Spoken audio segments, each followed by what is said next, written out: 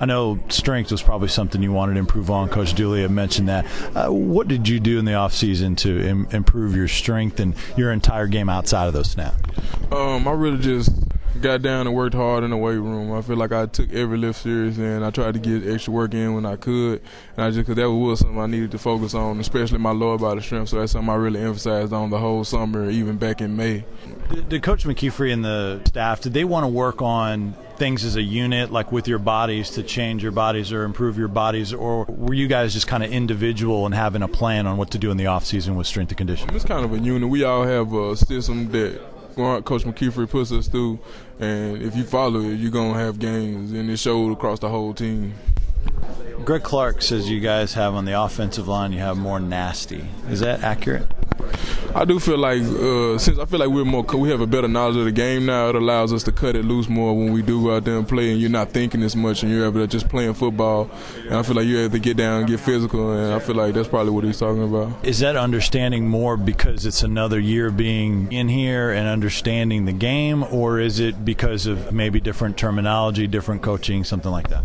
I feel like it's like a combination. It's like, you have another year of experience, you have another year in the game, you're more comfortable here, you're older, and it's just, you're getting bigger and getting stronger, so it's natural, it kind of comes. So clear this up, because I've heard this. You're snapping right hand under center and left hand in shotgun and pistol, is that right? Yeah, that's correct.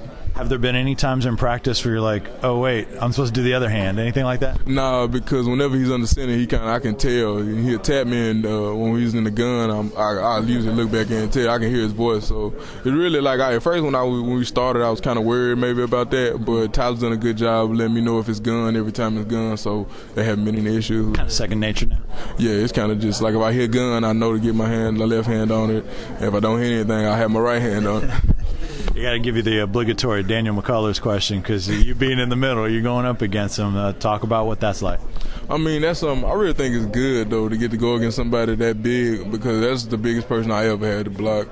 And to be able to go against that every day, I feel like it's great work, because that guy is big. He's a massive. He's in there. He takes up 2 gaps, and he's strong, too, So, yeah, and I was going to ask you, what are his other skill sets other than just being big? For his size, I feel like he can move good for his size, and he has strength, and he does have some moves as a D lineman, so he's something you got to watch out for a little bit. Well, what have you seen from some of the other guys? Give me some other guys that have impressed you when you've gone up against them in practice.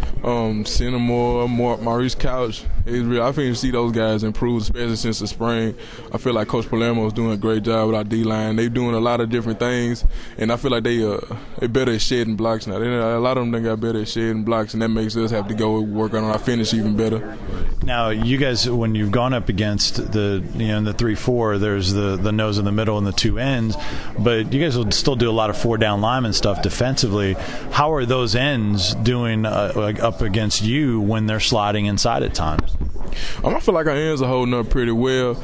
Being a center, I don't really get to bump heads with them as much as I did like in the past, really, but I feel like they do pretty well on the inside, but I know they like their 3-4. They get that space and they get to go out there, but they're doing pretty good at the end position too. What about the guys with you on that offensive line? Who are some of the guys that you've seen big improvement from in that offensive line?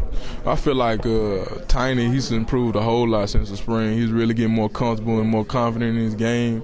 I feel like a lot of the guys back there, like Marcus Jackson and Alex Bullard and all those guys, they've been putting in work. I feel like, especially as an offensive unit, I'm really pleased with how we've made strides this off season.